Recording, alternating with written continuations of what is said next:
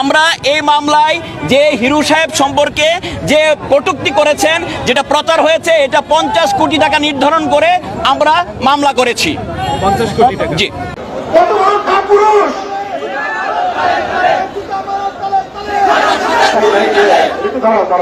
আমি বলছি মানুষ প্রতি ভয় লয়, রেডপি সরকার জানা ক্ষমা করে দেওয়া হয় বিষয়টা।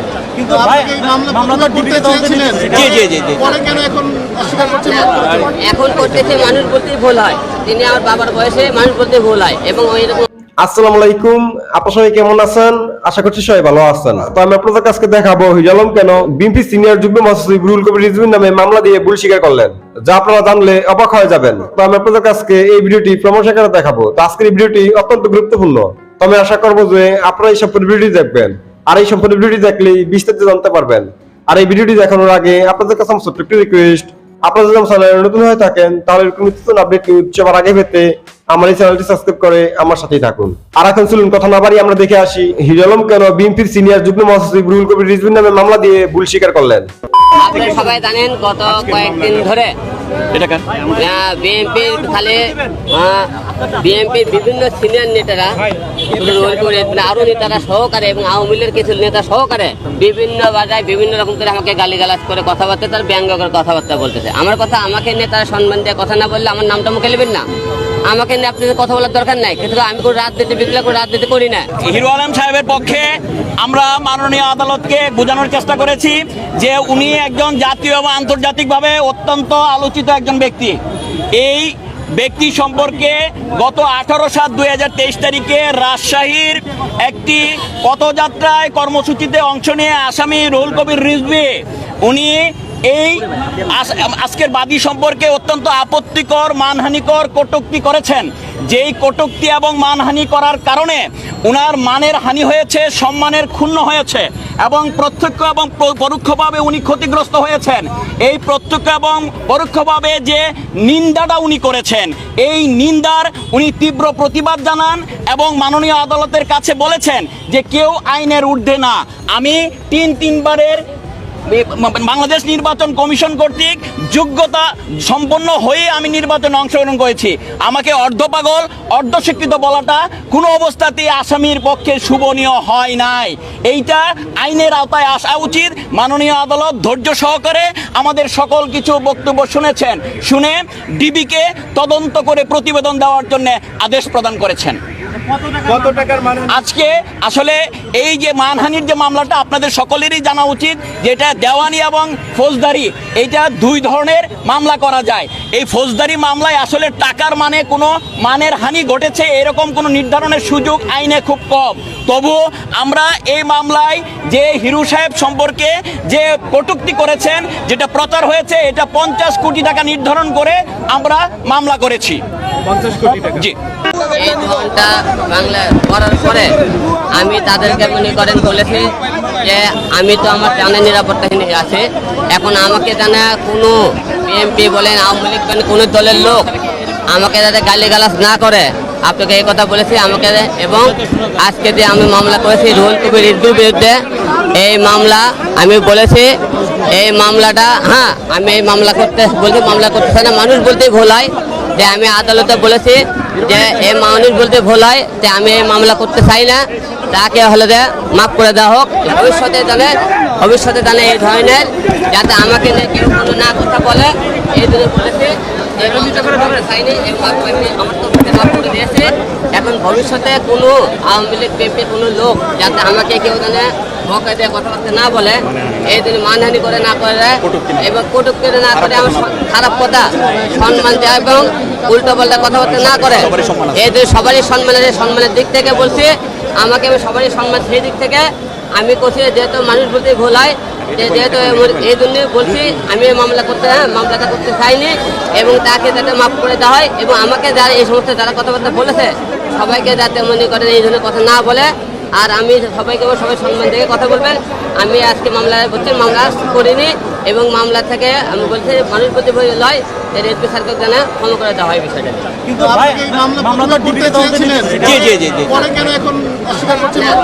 এখন করতেছে মানুষ বলতেই ভুল হয়, তিনি আমার বাবার বয়সে মানুষ বলতে ভুল হয় এবং ওই রকম অনেক লোক আছে যাতে এরকম মনে করেন আর কেউ মানে আজকে মামলা করা উদ্দেশ্য একটাই ছিল যে হিরো আলমকে মানুষ প্রতিটা লোক উঠতে গেলে বকা বকা করতেছে, গালিগালাজ করতেছে।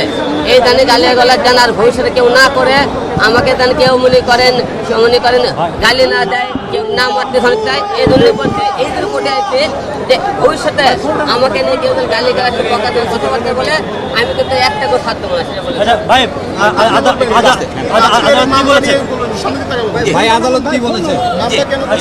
ধন্যবাদ আপনাদের সকলকে। আচ্ছা, বাদী তো মামলা উঠে করতে চেয়েছেন, মাফ করে দিয়েছেন বলে। আচ্ছা বলেন। ধন্যবাদ সাংবাদিক ভাইরা আপনাদের সকলকে। আজকে আমরা যে মামলাটা ফাইল করেছি সেই মামলাটা হলো বাংলাদেশ দণ্ডবিধির 500, 501 এবং 506 ধারাকে উপলক্ষ করে। এই মামলার আজকের যে মূল পালসটা সেটা হলো, আপনারা জানেন যে informant complainant mister Hero Alam, সে জাতীয় এবং আন্তর্জাতিকভাবে অত্যন্ত আলোচিত একজন ব্যক্তি। এই তার সম্পর্কে গত 5/8/2023 তারিখে এবং যখন তিনি বাসায় যখন রাত্রে সকাল 10টার সময় যখন তিনি অবস্থান করতেছিলেন, তখন তার সম্পর্কে গত 18/7/2023 তারিখে এই মামলার আসামি এই রাজশাহীর মহানগরে একটা পদযাত্রায় অংশগ্রহণের প্রাক্কাল কর্মসূচিতে প্রাক্কালে তার সম্পর্কে কটূক্তি করেছে। যেই কটূক্তিটা মানের হানি ঘটেছে, আক্রমণাত্মক হয়েছে, সুনাম ক্ষুণ্ণ হয়েছে এবং প্রত্যক্ষ এবং পরোক্ষভাবে উনি ক্ষতিগ্রস্ত হয়েছেন এবং তাদের ভক্তদের মধ্যে একটা অন্যরকম ধারণা মেসেজ চলে গিয়েছে। এটা যেন না হয়, মানের কেন ক্ষুণ্ণ হয়েছে, এর জন্য আইনের আওতায় আসার জন্য কেউ আইনের ঊর্ধ্বে না, এই মেসেজটা যেন সমাজে যায়। মাননীয় আদালত আমাদের বক্তব্য অত্যন্ত ধৈর্য সহকারে শুনেছেন। শুনে উনি ডিবিকে তদন্ত প্রতিবেদন দেওয়ার জন্য উনি আদেশ প্রদান করেছেন। তদন্ত প্রতিবেদন দেওয়ার জন্য মাফ করে দিয়েছেন আবার তদন্ত করছেন? না, এটা আসলে এখনো আপনার এটা দেখা যাবে যে ফাইল হয়েছে এবং আদেশ দিয়েছে মাননীয় আদালত। কিন্তু আমার লজ্জা লাগলো একটি ঘটনায়। গতকাল একটা নির্বাচন করলেন গুলশান না কোথায়, গতকাল আমার কোর্টে হাজিরা ছিল, ঢাকা জেলা কোর্টে। তো ওইখানে এক আইনজীবী, তিনি বনানী থেকে আসেন, উনি বললেন যে আমি একটা সেন্টারের কাছ থেকে আসছিলাম, তো কেন্দ্রের ওখানে কেন্দ্রের সামনে 3টা কুকুর বসে আছে, একটা ভোটার নাই, খালি 3টা কুকুর ঘুমাচ্ছে। এরপরে ঠিক 12টার দিকে ওই ভদ্রলোক, এটা ধর সকাল 8:30 9টার দিকের ঘটনা, 12টার দিকে ওই আইনজীবী ভদ্রলোক তিনি বাসায় ফিরে গেছেন। ফিরে যেয়ে বললেন যে আমি সকালের 3টা কুকুরকে ঘুমাতে দেখেছি, ফিরে যাওয়ার সময় দেখছি ওই 3টা কুকুর ঘুম ভেঙে ওখানে একটু ঘোরাফেরা করছে। এই হচ্ছে শেখ হাসিনার নির্বাচন। সেইখানে আবার আওয়ামী লীগের প্রার্থী, তার নাম আরাফাত, উনি একটা প্রাইভেট বিশ্ববিদ্যালয়ের অধ্যাপক। কত বড় কাপুরুষ! একটু দাঁড়াও, আমি পড়ে দাও, শেষ করে নিই। কত বড় কাপুরুষ হতে পারে! তোর সরকারি ভাবেই বলছে 10 থেকে 15% ভোট, পাবলিক দেখেছে 1-2% তো হবে না। সেই আরাফাত আবার ভি চিহ্ন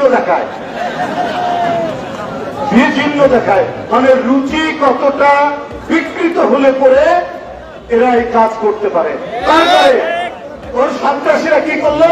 হিরো আলমের মতো একটা অর্ধ পাগল, অর্ধ শিক্ষিত একটা লোক, সে নির্বাচন করছে। এখন তো মানে আওয়ামী লীগের এগেনস্টে হিরো আলম ছাড়া কেউ তো প্রার্থী হয় না। তারপরেও তাকে সন্ত্রাসীরা যেভাবে মারধর করেছে, এটাতে আরাফাত বলে শিক্ষিত অধ্যাপক ওর রুচি বিকৃতি দেখলে সবথেকে আমাদের অবাক লাগে।